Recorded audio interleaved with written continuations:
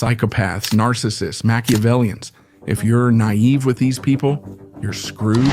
These three traits form the dark triad of personality. So, which is the worst? If you asked a narcissist, he'd say it's him. The psychopath would say he doesn't care. And the Machiavellian would say whoever he needed it to be. But regardless of which one is the worst, one thing is certain. These people are everywhere. And before you even realize it, they could be using you. Science has shown that those who score high on these three traits are more likely to commit crimes. And the problem is that we don't always notice these people easily. That's why I made this video, to show you how these minds work, how they see the world, how to identify their tricks. Most importantly, how to turn the tables and exploit their weaknesses. And for that, I'll use characters and scenes from movies that reveal how this psychology works and how you can survive or even win this game. Let's start with psychopaths. And here, despite what the name might make us think, psychopaths aren't always completely crazy and scary. They can be superficially charming people. They can be friendly, polite, captivating. But behind the mask, there's a clear pattern. No empathy, remorse, guilt, or genuine emotional connection. They don't feel, they perform. Starting with a clear psychopathic character. I'll discuss Tommy Olds from The Mentalist, a killer who fakes a mental disability to avoid detection. And it works. Being a fool, it's a kind of power, isn't it? You're there and you're not there. It's like having an invisibility cloak. I don't get what you're saying, but I like neighbors.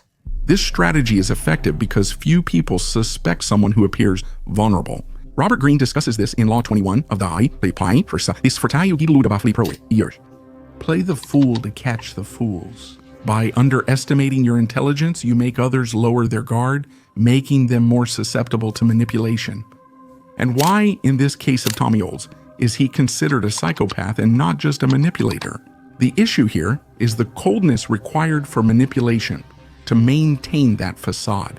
That's a clear indication of psychopathic traits. We're not talking about someone pretending just to be accepted by the group. We're talking about a killer who infiltrates among the people who are suffering because of his crimes. Even so, he stays steady, sticks to his plan, and keeps his emotions in check. He keeps acting as if nothing ever happened. And in this case, very few people can really understand what's behind the mask. Why don't you talk to me, Thomas? There's no reason to hide anymore. I can see you. What do you want to know? Hello, nice to meet you. This absence of emotions is often observed in real cases of serial killers who remain calm during their trials. He's about to be sentenced for life and reacts like this. I sentence him to death for the murder of Troy Burris. Thanks. I'll likely be in heaven while you're all dying. Psychopaths can be described as people who know the price of everything but the value of nothing. They mimic emotions without feeling them. How can they say I love you as easily and naturally as saying I'm going to have a coffee? Research shows that while most people feel excitement and alertness in tense or dangerous situations, psychopaths have different brain waves at those times. In normal people, theta waves appear during relaxation and sleep. In psychopaths, they appear when they are awake and fully active. That's why they can remain cold and calculating even in extreme situations. This means that while someone, let's say normal, panics, a psychopath switches to their strategic mode. They stay calm and can spot gaps and opportunities where very few would see them. And that's what makes them so dangerous. They lack guilt, so they can hurt anyone without hesitation. They're not afraid of consequences, so they excel in very risky situations. They stay detached from their environment to manipulate more easily, as if observing from the outside. And there are several characters in movies that illustrate this type of profile. I'll highlight a few so you can visualize them better, starting with Anton Chigurh from No Country for Old Men. He's not just cold, he's the embodiment of emotional emptiness. He decides people's lives with a simple coin, as if someone else's existence is worth no more than a statistic. It's total dehumanization, showing no empathy at all. You're going to hell. All right. Chigger embodies dissociative psychopathy, ignoring others' suffering and acting outside normal human emotions. In reality, these psychopaths don't always walk around carrying shotguns. They might be holding a pen, in a position of power, making decisions that harm thousands without any remorse or emotion. We also have Tom Ripley from The Talented Mr. Ripley, a chameleon who becomes whatever his targets need. He adapts to any environment, changes his personality like changing clothes, and feels no shame or regret for it. He acts naturally. He's the social psychopath, and he uses his lack of real connection and empathy with people to always stay one step ahead of his victims and to get ahead in life. While he needs you, he uses you. But when he doesn't need you anymore, he completely discards you without feeling anything, without even looking back. Frank Abagnale Jr. from Catch Me If You Can is the stereotype of the charismatic psychopath. Charismatic, quick, and clever, he's the one who thrives in chaos, knows how to lie while looking you in the eye, can improvise under pressure, and never panics. Frank, unlike the others, shows affection for his father, mother, and even a romantic interest. But what drives him is the game, the money, the thrill of deception. Frank lies, breaks rules, steals, and manipulates others without remorse to get what he wants. Amy Dunn from Gone Girl takes manipulation to a sickening level. She is calculating, meticulous, and has absolute control over emotions, not just her own, but also those of others. Amy builds a perfect narrative to incriminate her husband. She pretends to be friends with neighbors, uses an ex-lover to get shelter and protection, and then kills him in cold blood, all with a coldness that borders on perfection. Amy doesn't see people, just pieces. She smiles if you're useful and removes you if you're in her way. She's someone who masters society's script, but feels absolutely nothing for what she plays. Finally, there's Joe Goldberg from You, a man who kills for love but thinks he's saving someone. I didn't kill people. I didn't do any of that. There's not a line in the world I wouldn't cross for you.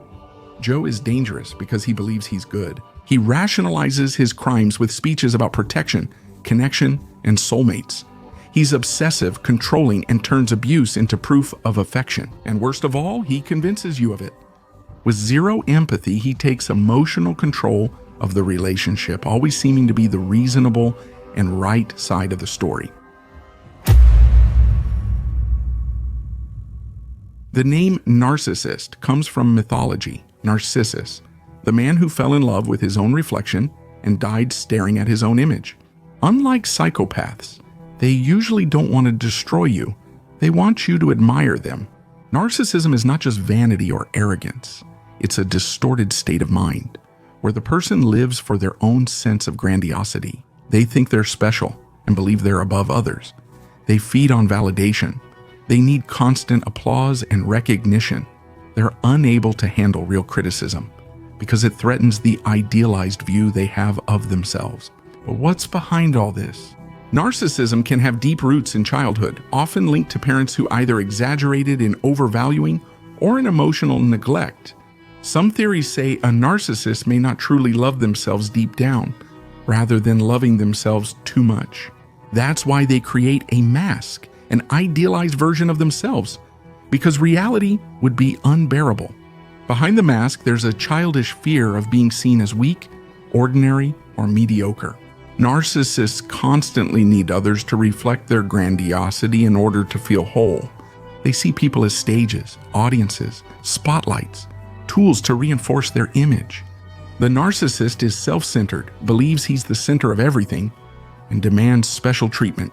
He has a disproportionate sense of entitlement. He thinks the world owes him something. He behaves in an arrogant and domineering way, and often even childishly like a spoiled child in an adult's body. But behind the arrogance, there's always an emptiness. And to fill that hole, the narcissist needs control. He infiltrates power, thrives on others' submission, and manipulates anyone who questions his importance. It's not that he doesn't have empathy. It's that he can only feel what serves him. If your pain reinforces his narrative, he sympathizes. If it serves no purpose, he ignores it. Let's illustrate some famous narcissists from cinema, starting with the most caricatured of all, Patrick Bateman from American Psycho, a man obsessed with status, image, and absolute control over how he is perceived. Bateman spends hours on his beauty routine. He owns the best suits, the fanciest business cards, and the priciest apartment, but none of it is truly for himself. Everything is a spectacle, a theater built to feed his own reflection. What defines Bateman is not just vanity, it's the complete identification with an idealized image. He wants others to see him as perfect, and any threat to that image causes hatred, envy, and violence. In real life, this profile appears in people who emotionally collapse when their image is scratched.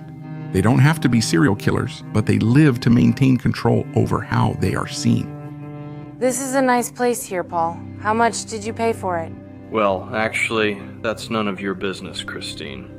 But I can assure you, it certainly wasn't cheap.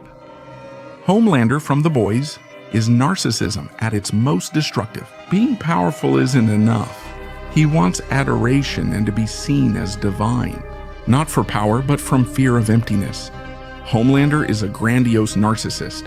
He wants to dominate and be idolized, but without that devotion, he becomes unpredictable, aggressive, and dangerous. This profile is very common in authoritarian people who demand blind obedience. They can't stand being challenged because any disagreement hurts the divine image they've built of themselves.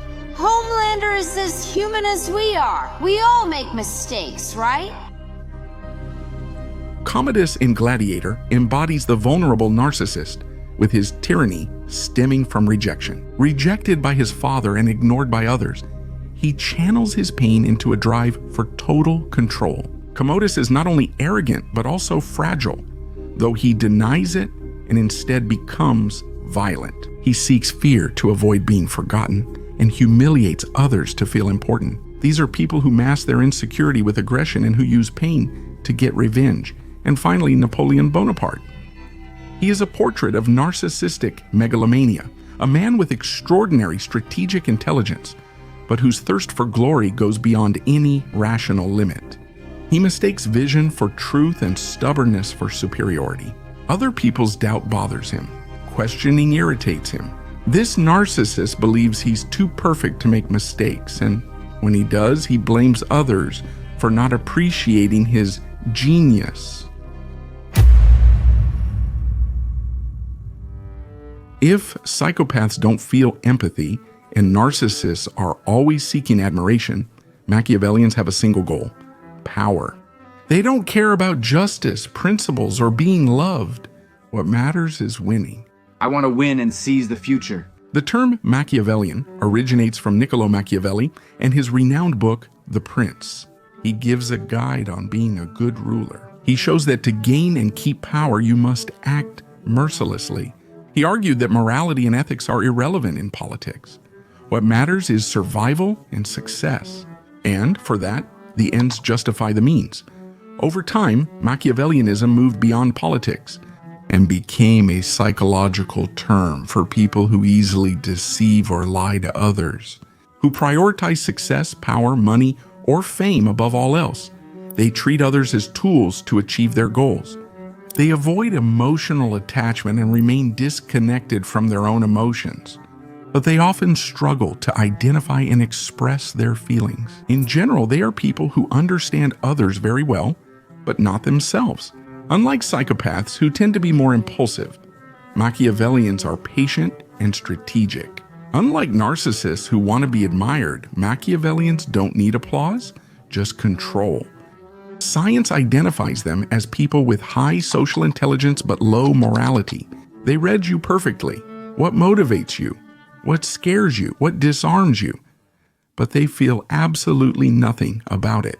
You are a variable, a tool, a resource. They are the famous wolves in sheep's clothing. They may seem trustworthy, loyal, and friendly, but it's all just a game. And here's the danger. You hardly know when you're being manipulated by a Machiavellian because they're not obvious like most people. They don't need to hate you to use you.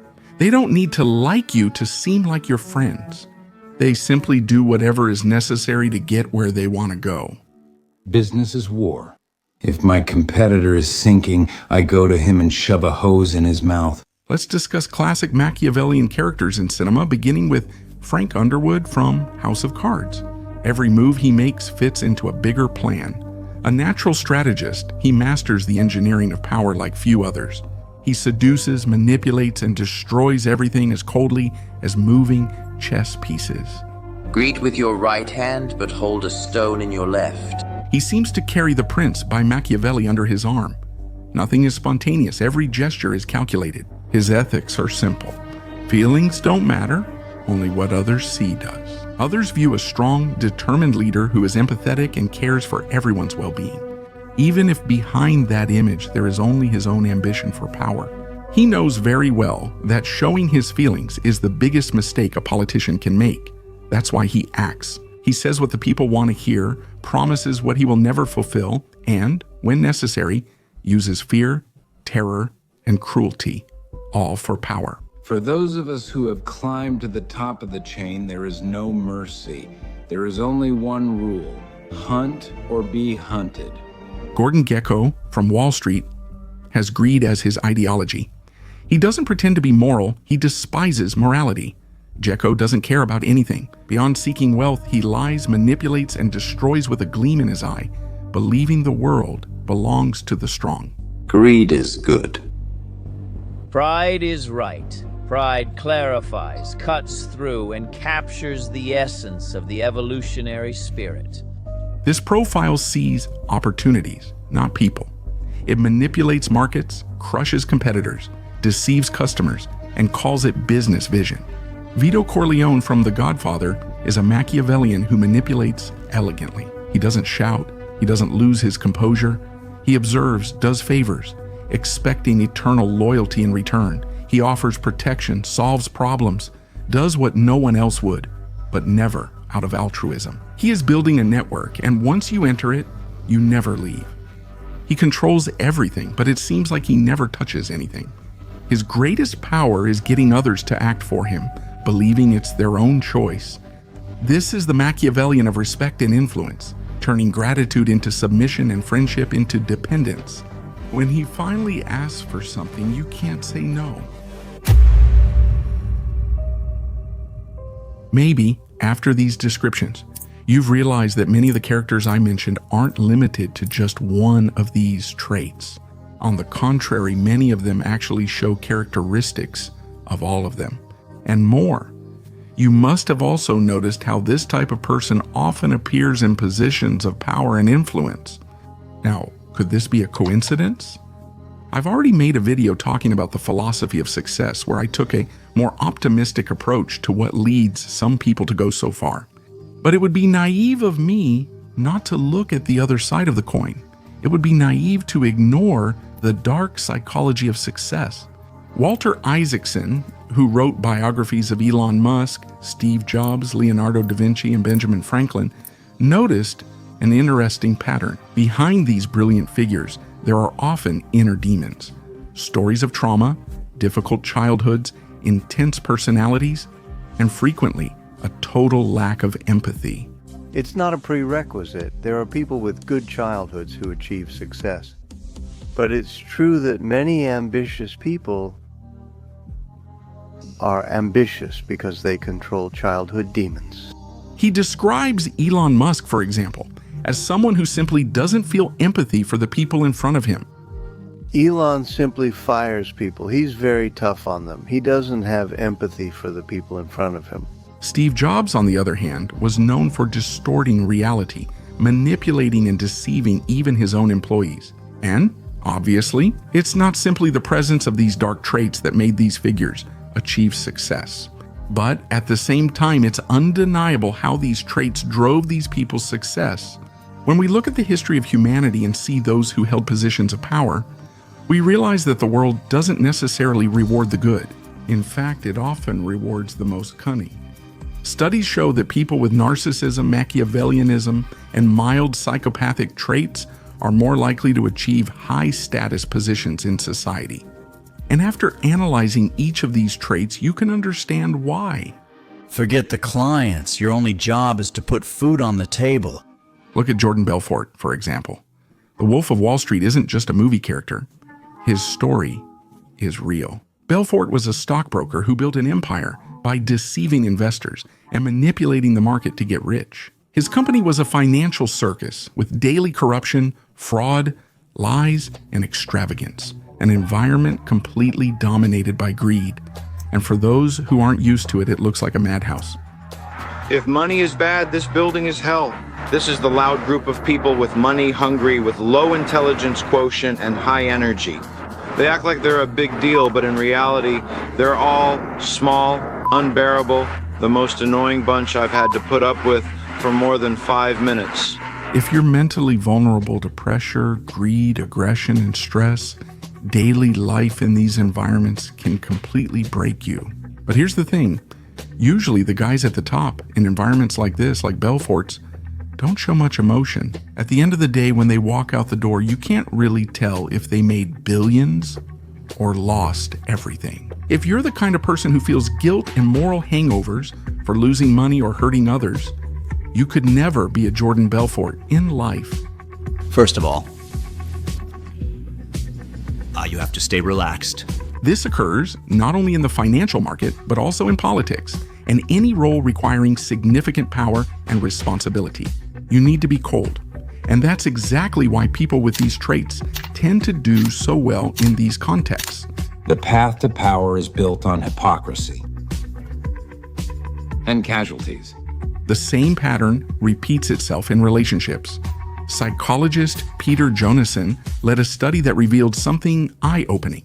Men with high levels of dark triad traits have more sexual partners, are more likely to have casual and short-term relationships, and show less interest in deep emotional bonds. In other words, they are extremely seductive but terrible long-term partners. The dark triad brings a psychological combo that makes these people appear confident, engaging, and exciting, making them good at seduction but terrible at maintaining relationships. Leave. I want a divorce. What do you mean divorce? What's wrong with you? I don't love you anymore, Jordan. Although the most sensible strategy when dealing with one of these people is often to walk away, there are times when avoiding them is not an option. After all, if you want to grow, make your mark, and explore the real world, sooner or later, you'll run into them, whether in business, family, or relationships. And in those moments, it's not enough to just identify them. You need to know how to turn the tables, how to use these people against themselves. This is where reverse psychology tactics come in. The key is to understand your target's needs, weaknesses, interests, and emotional dependencies, and then use all of that against them. And, being quite superficial in general here, psychopaths tend to be impulsive, have chronic boredom, and a mind that's too chaotic to live quietly. They can't stand passivity. They need to act. They need to let it out. Or they collapse inside their own heads. The narcissist is a hostage to his own ego. He needs to be validated, exalted, and respected at any cost, and nothing destroys a narcissist more than the public collapse of the image he built himself. The Machiavellian, on the other hand, is blinded by power. They think only they can see the board, believe no one else matches their level, and trust their plan too much because of it. The best way to bring someone like that down is to make them overtrust their strategy and ignore other options. It's meant to trip them up on their arrogance. Behind all the particularities of each profile, there's a weakness that runs through all of them. They don't know themselves. No matter how much they master other people's behavior, no matter how well they read others' looks, desires, and fears, they avoid looking inside themselves. These people often struggle with self-challenge, self-discovery, and facing inner emptiness. They don't want to face the dark side they have inside. They despise weaknesses so much that they don't even want to look at their own. And it's exactly in these areas that we can find a good part of their vulnerabilities. It's in this lack of self-knowledge that the game turns, and this is where I see the big flaw in the power game. Most people rush to learn how to manipulate others, studying tactics, phrases, and postures. They don't realize it's also an internal game of self-understanding. Before I finish this video, let me show you a practical example of how to manipulate someone who carries the 3 traits of the Triad. For this, let's use Hans Landa from Inglourious Bastards, a psychopath with charm, a narcissist obsessed with image, and a Machiavellian who turned war into a chess game. He is manipulative, seductive, theatrical, and obsessed with his intelligence. He always thinks he's the smartest person in the room, and because of that, he underestimates everyone around him. But at the end of the movie, he becomes a victim of his own arrogance. Germany is losing the war. The Nazi Empire is collapsing.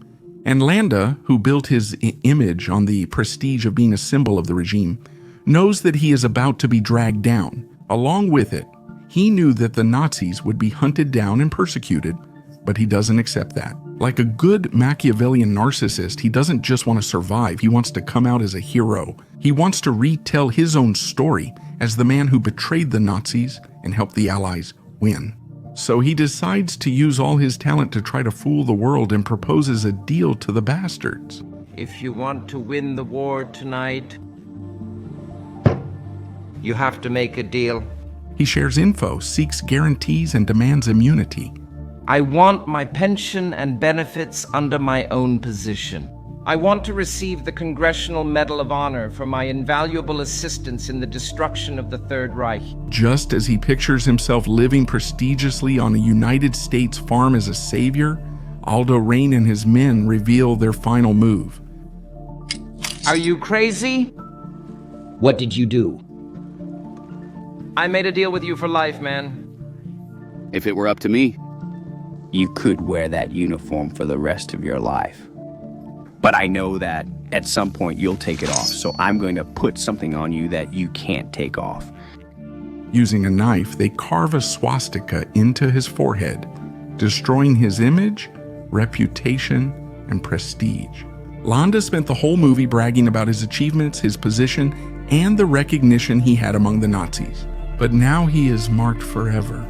He will never be able to pretend to be someone else. He will never be respected. He will never be able to rebuild his reputation. He will never have power again.